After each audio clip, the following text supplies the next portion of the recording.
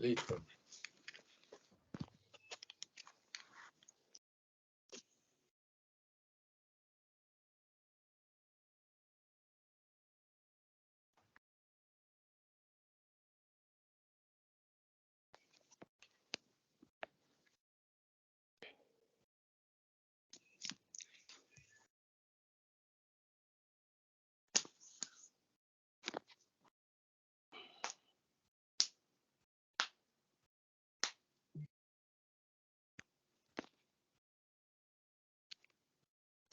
Buenas. Ya está.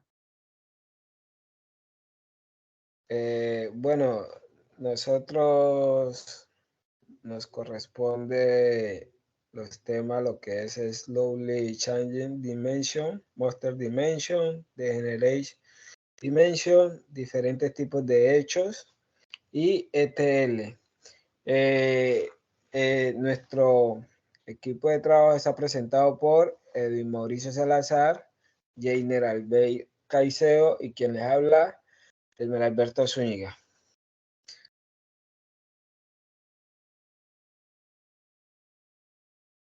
Bueno, buenas noches. Como primer tema tenemos lo que son las dimensiones que cambian lentamente. Bueno, las dimensiones lentamente cambiantes o SSD son dimensiones en las cuales sus datos tienden a modificarse a través del tiempo, ya sea de forma ocasional o constante. Cuando ocurren estos cambios, se opta por seguir una de estas dos opciones, que son registrar el historial de cambios, reemplazar los valores que sean necesarios. Bueno, inicialmente, Ralph Kimball planteó 3 estrategias a seguir cuando se tratan de SSD, que es tipo 1, tipo 2 y tipo 3, pero a través de los años, la comunidad de personas que se encargaba pues, de modelar estas bases de datos profundizó las definiciones iniciales e incluyó otros tipos de SSD, por ejemplo el 4 y el 6. Siguiente. Bueno, a continuación le detallaré un poco más acerca de los tipos de estrategia SSD. El primer tipo es sobreescribir, que pues este tipo es el más básico y sencillo de implementar, ya que si bien no se almacenan los cambios históricos, tampoco se requiere ningún modelado especial y pues no necesita que se añadan nuevos registros a la tabla. En este caso, cuando un registro presenta un cambio en alguno de los valores de sus campos, se debe proceder simplemente a actualizar el dato en cuestión y pues sobreescribiendo el dato antiguo. El segundo tipo es añadir fila, que pues esta estrategia requiere que se agreguen algunas columnas adicionales a la tabla de dimensión para que pues se almacenen el historial de cambio. Las columnas que pues se suelen agregar dice que pues son el final inicio, que pues la fecha desde que entra en vigencia el registro actual, y la fecha fin, que pues la fecha en la cual el registro actual deja de estar en vigencia. También está la versión, que pues el número secuencial que se incrementa cada nuevo cambio. Por defecto suele comenzar pues desde el número 1. Y por último la versión actual, que pues esta especifica si el campo actual es vigente.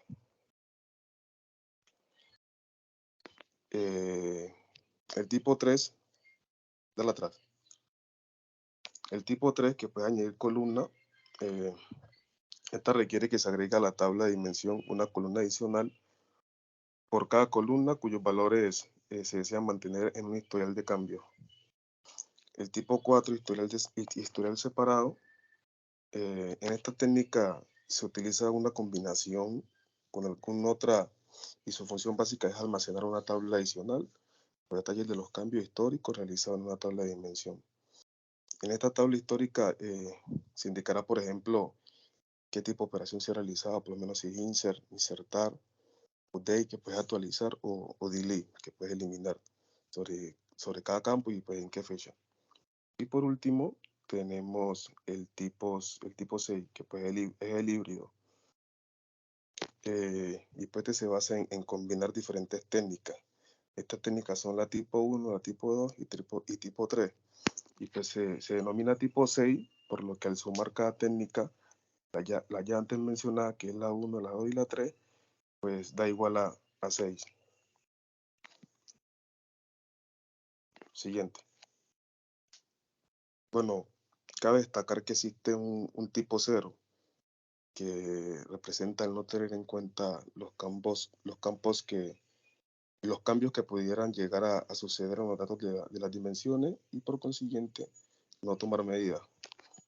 Bueno, es importante destacar o señalar que si bien hay diferentes maneras pues, de implementar estas técnicas, es indispensable contar con claves subrogadas en las tablas de dimensiones para poder aplicar dichas técnicas.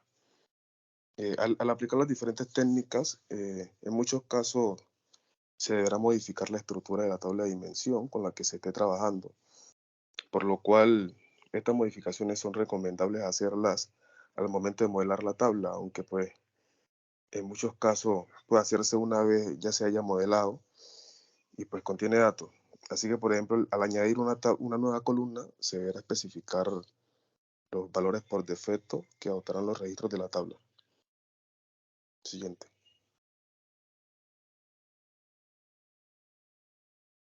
Bueno, en este caso, les voy a hablar de la dimensión monstruosa en un data warehouse. Cuando hablamos de dimensión monstruosa, nos referimos a una dimensión inusualmente grande o compleja, un almacén de datos. En un contexto general, un almacén de datos es la base de datos centralizada que recopila y almacena datos de diversas fuentes dentro de una organización para su posterior análisis. Las dimensiones dentro del almacén de datos son atributos descriptivos que se utilizan para organizar, clasificar, filtrar los datos en el proceso de análisis. En la siguiente imagen vamos a hacer un pequeño ejemplo de cómo una dimensión monstruosa se podría representar, teniendo en cuenta de que vamos a hacer una arquitectura de un sistema de data warehouse de un agua potable. Hemos tomado como referencia el data warehouse como si fuera el distrito de Buenaventura. Vemos que en la parte posterior tenemos unas bases de datos que son una integración y se denominan pues cada una como un corregimiento de Buenaventura como tal. Y vemos que a la hora de direccionar los datos, se crean reportes de consulta, se crean reportes estadísticos y diferente información que a gran escala se vuelve un tanto compleja y un tanto difícil de cargar. Pero pues teniendo en cuenta esa dimensión, podemos realizarlo.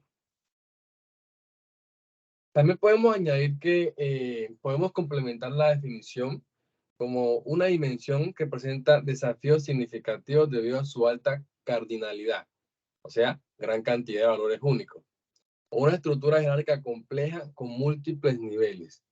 La gestión de dimensiones monstruosas puede ser problemática desde el punto de vista del rendimiento y mantenimiento de almacenes de datos, ya que puede requerir recursos adicionales para el procesamiento de consulta y actualizaciones.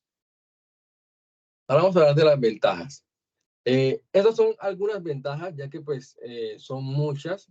Escogimos estas tres ventajas como primordiales, ya que podemos especificar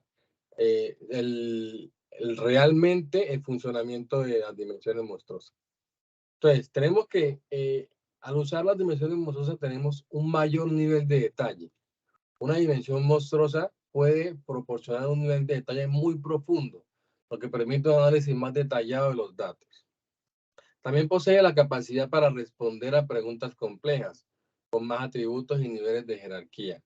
Una dimensión monstruo puede responder a preguntas de análisis más complejas y específicas.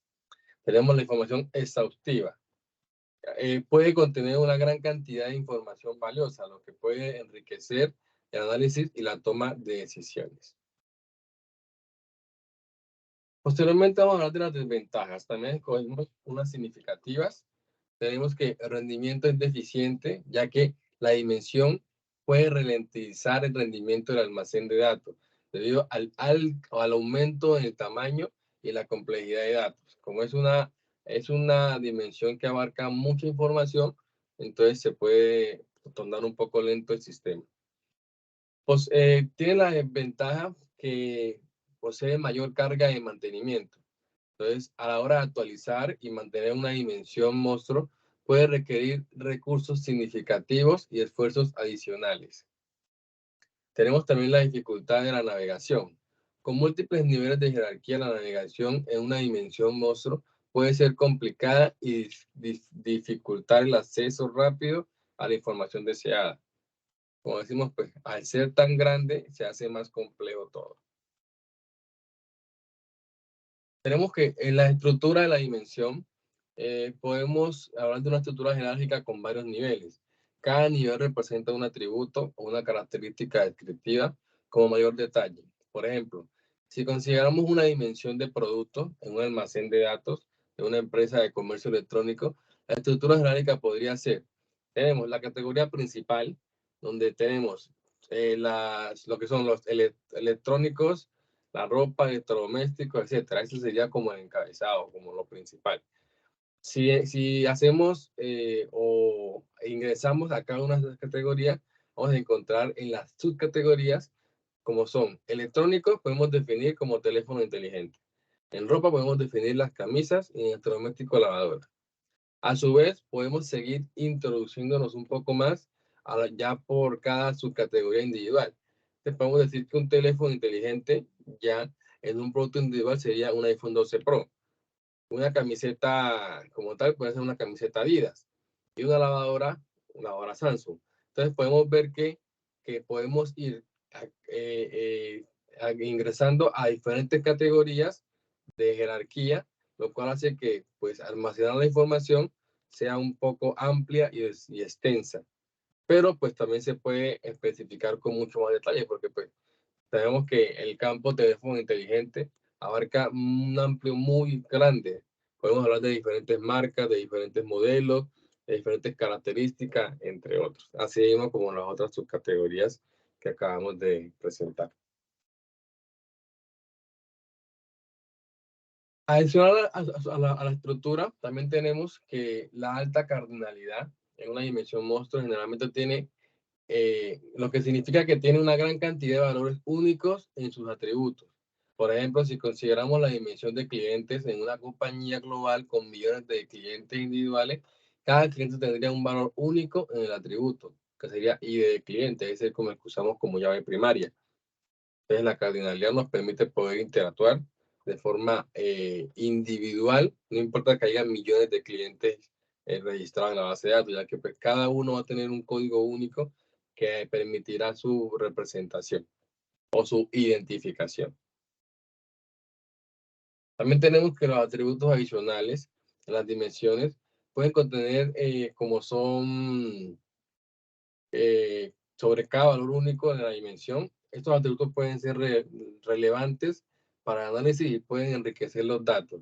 Siguiendo el ejemplo de la dimensión del cliente, se puede agregar atributos como son nombre del cliente, dirección, edad, género, entre otros, haciendo de que podamos tener una información más detallada del cliente y a su vez poder hacer diferentes registros o diferentes consultas por los diferentes atributos que se le puede dar. Tenemos también que hay gran cantidad de registros. Como lo dije pues, anteriormente, al ser tan grande, pues puede abarcar una amplia o una alta densidad de datos. Esto puede requerir un enfoque cuidadoso para el almacenamiento y la gestión de datos para garantizar un rendimiento óptimo de almacén de datos. Siempre teniendo en cuenta de que pues, la información que está ahí debe ser debidamente registrada cumpliendo con todos los parámetros y los requerimientos. Aquí vamos a hablar de algunos ejemplos que podemos pues, traer como en la actualidad, teniendo en cuenta de que pues, las dimensiones monstruosas se pueden implementar o se ven implementadas en el historial de compra de un supermercado. Sabemos que un supermercado abarca muchos productos, los cuales también tienen subproductos por marca, por tamaño o viceversa, que ocasiona que sea un poco más difícil a la hora de hacer una búsqueda, ya que pues una información muy amplia. Tenemos también el ejemplo de las redes sociales en la interacción con los usuarios. Tenemos que una red social posee millones de usuarios y también se pueden filtrar ya sea por ubicación o ya sea por nacionalidad, etcétera. También tenemos el historial de las transacciones financieras. En este caso sí es muy común porque vemos cómo se representa que dentro de la aplicación del banco yo puedo mirar todas mis transacciones en cuyo caso requiera desde el comienzo desde que tengo mi cuenta. Esa información se almacena a gran escala. Entonces, asimismo también hay muchos clientes o muchos usuarios que la usan y tienen el mismo acceso a la información. Entonces, pues que sea un poquito más de cuidado y un poquito más compleja esa búsqueda. Y por último tenemos lo que son ventas en una tienda en línea.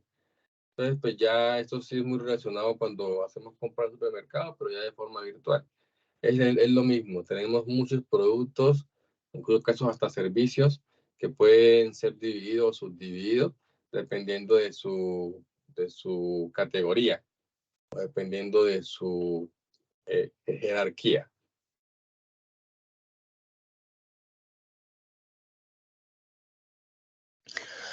Bueno, ahora vamos a mirar lo que son las tablas de hechos o medidas comerciales. Bueno, las tablas una pequeña definición antes de empezar.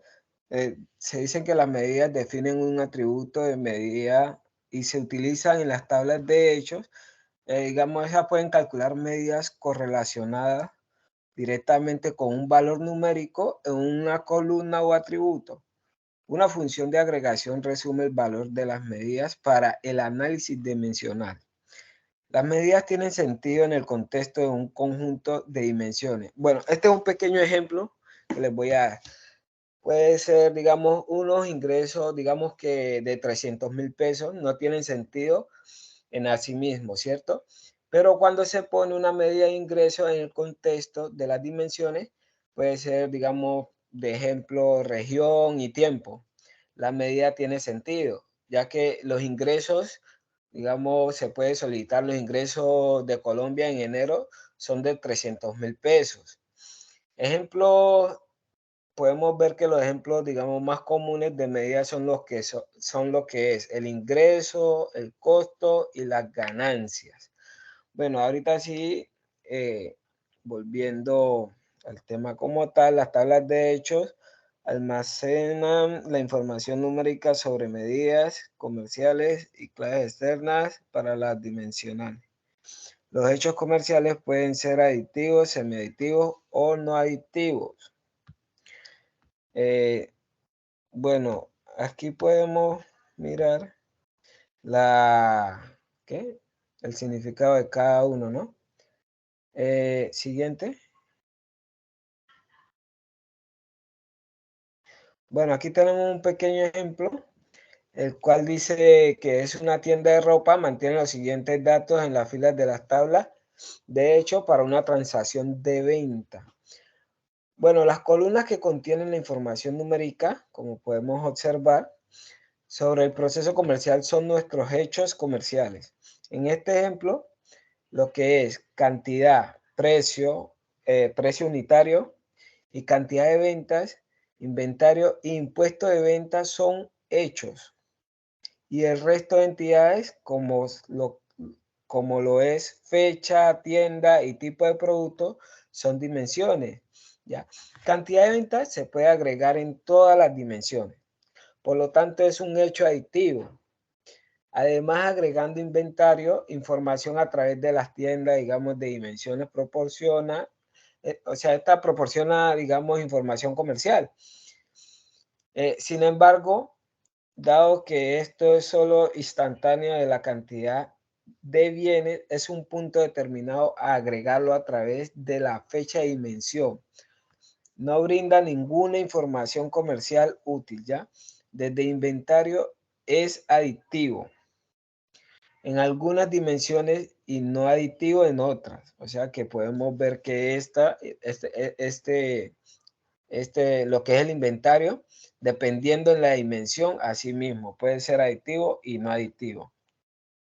En un hecho semiaditivo, ahora considera impuesto de venta, añadiendo impuesto de venta en cualquier dimensión, planteará problemas durante el procesamiento analítico. Impuesto de venta es, por tanto, un hecho no aditivo, o sea que no se le puede sumar a nada, por decirlo así.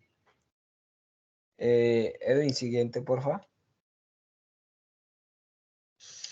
Bueno, aquí vamos a ver lo que es una tabla de dimensión.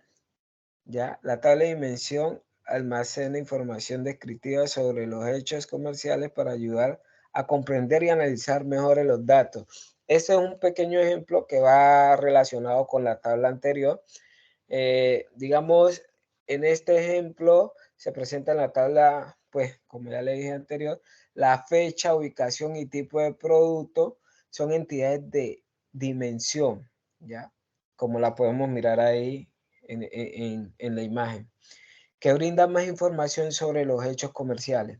Lo que la cantidad total de ventas es una medida importante para registrar, pero sin las dimensiones, una empresa no puede evaluar, digamos, qué ubicación de tienda o tipo de producto genera más ventas, pues que se utilizan mucho para comparar y todo eso. Esta imagen que vemos aquí, esta que tenemos es un esquema en estrella con tablas de hecho y dimensiones. Siguiente, por favor, Eden.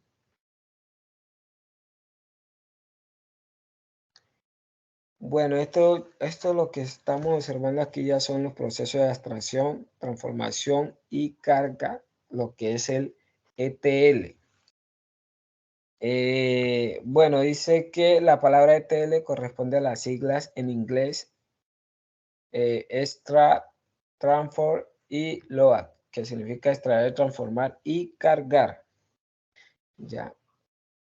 Fase de extracción en los procesos de ETL. Bueno, eso conlleva que, digamos, queremos decir que todo proceso de ETL consta precisamente de 3 fases, lo que es extracción, transformación y carga. Vamos a definir en qué consiste cada una de estas fases. Bueno, tenemos la primera fase, que es la fase de extracción en los procesos de ETL. Para llevar a cabo de manera correcta el proceso de extracción, primera fase de los procesos, hay que seguir los siguientes pasos. O sea, los siguientes pasos son extraer los datos desde los sistemas de origen. Otro es analizar los datos extraídos teniendo un chequeo. Otro es interpretar este chequeo para verificar que los datos extraídos cumplan la pauta o estructura que se esperaba, ¿no? Si no fue así, los datos deberán ser rechazados, porque pues se busca que digamos, como una optimización en este proceso o en esta fase. Convertir los datos a un formato preparado para iniciar el proceso de transformación. Bueno, aquí podemos ver que además de una de las prevenciones más importantes que se deben tener en cuenta durante el proceso de extracción sería el exigir siempre que esta área, digamos, cause un impacto mínimo en el sistema de origen. Ya, este requisito se basa en la práctica, ya que si los datos a extraer son muchos, el sistema de origen se podría ralentizar, como decía el compañero Edwin, e incluso colapsar, provocando que no pudieran volver a ser utilizados con normalidad para su uso cotidiano. Ya, pues sabemos que se maneja mucha información, pues eso nos lo informó el compañero Edwin. Y aquí podemos ver, digamos, como una imagen en la cual pues se realiza este proceso, ¿no? Siguiente. Bueno, proceso ETL dice que esta es la fase de transformación. La fase de transformación de los procesos ETL aplica una serie de reglas de negocios o funciones sobre los datos extraídos para convertirlos en datos que serán cargados. Bueno, digamos, estas directrices pueden ser declarativas, pueden basarse en excepciones o restricciones, pero para poder, digamos, potenciar su pragmatismo y eficacia, hay que asegurarse de que sean, o sea, tiene unos puntos clave, ¿ya? Lo que, digamos, uno de los puntos es que sean declarativas, independientes, claras, inteligibles y con una finalidad útil para el negocio. Siguiente. Bueno, este es otro. Proceso de carga, la culminación de los procesos ETL. En esta fase, los datos procedentes de la fase anterior, o sea, de la fase de transformación, son cargados en el sistema de destino. Dependiendo de los requerimientos de la organización, este proceso puede abarcar una amplia variedad de acciones diferentes. Bueno, aquí vemos que en este proceso existen dos formas básicas de desarrollar el proceso de carga. El siguiente. El uno es la acumulación simple y el otro es el rolling. Bueno, la acumulación simple, esta manera de carga los datos, digamos, consiste en realizar un resumen de todas las transacciones comprendidas en el periodo del tiempo seleccionado. Digamos, no, que necesitamos las transacciones que se hicieron de tal fecha, digamos, de enero hasta ahora agosto. Entonces, él ahí pues nos muestra el resumen de todo lo que se realizó en ese periodo y transporta el resultado como una única transacción hacia el Data Warehouse, almacenando un valor calculado que considera típicamente un sumatorio o un promedio de la magnitud considerada. Es la forma más sencilla y común de llevar a cabo el proceso de carga. Y también tenemos lo que es el rolling. Este proceso sería el más recomendable en los casos de que, digamos, se busca mantener varios niveles de granularidad. Para ello se almacena información resumida en distintos niveles, correspondiendo a distintas agrupaciones de las unidades de tiempo o diferentes niveles jerárquicos en alguna de las varias de las dimensiones de la magnitud almacenada. Por ejemplo, totales diarios, totales semanales, totales mensuales, o como podemos recordar, como nos decía el profesor en la clase, cuando se trata de granularidad, es como, digamos, al punto más específico que se va a llegar. Por ejemplo, el profesor nos hablaba de continentes, países, ciudades, barrios, etcétera. Digamos, si el nivel de granularidad es, digamos, ciudad, no se puede llegar al barrio. Bueno, aunque dependiendo, pues, si es el requisito, ¿no? Que se está solicitando, se llega hasta ciudad, no se llega a barrio. Siguiente. Bueno, aunque digamos en cuanto a esos dos puntos que les acabé de explicar, cual sea la manera elegida de desarrollar este proceso, hay que tener en cuenta que esta fase interactúa directamente con la base de datos de destino y por eso al realizar esta operación se aplicarán todas las restricciones que se hayan definido en esta. Si está bien definida, la calidad de los datos en el proceso ETL estarán garantizados, que eso es lo que hemos venido como explicando. Bueno, aplicaciones de los procesos ETL. Ya gracias a los procesos ETL es posible, digamos que calcular organizaciones. Bueno, uno de los puntos es mueve datos desde una o múltiples fuentes. Otro es reformatea esos datos y los limpia cuando sea necesario. Los carga en otro lugar como una base de datos, una data mart o una data warehouse. Una vez alojados en destino, esos datos se analizan y otro es, o cuando ya estén cargados, en su ubicación definitiva, se emplean en otros sistemas operacionales para apoyar un proceso de negocio. Bueno, aquí como para, digamos, concluir. No obstante, las herramientas ETL no tienen por qué utilizarse solamente, digamos, en entornos de data warehousing o construcción de un data warehouse, sino que pueden ser útiles para multitud de propósitos, como por ejemplo, entre esas tenemos tareas de base de datos, ¿ya? ¿Por qué? Porque esas también utilizan o se utilizan para consolidar, migrar y sincronizar bases de datos operativas. Otro también, en otra actividad que se puede utilizar es en la migración de datos entre diferentes aplicaciones por cambio de versión o cambio de aplicativos. Otro es la sincronización entre diferentes sistemas operacionales, por ejemplo, entre nuestro entorno ERP y la web de ventas. Otro también es la consolidación de datos, ¿ya?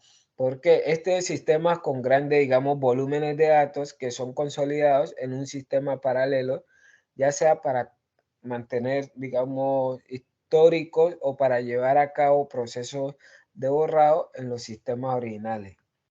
También tenemos en esta el interfase de datos con sistemas externos, como el envío de información a clientes o proveedores.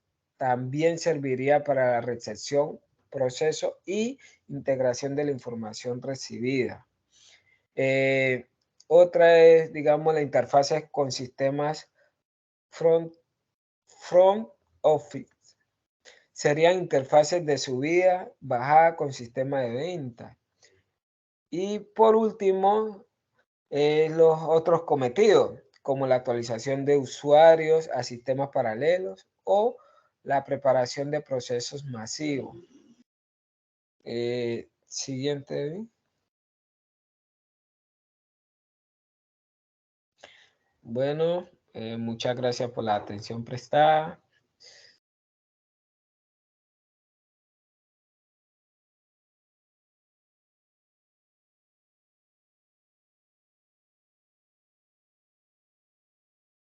Lo que fue, dijo el mocho. Oye, corta esa parte. Edwin.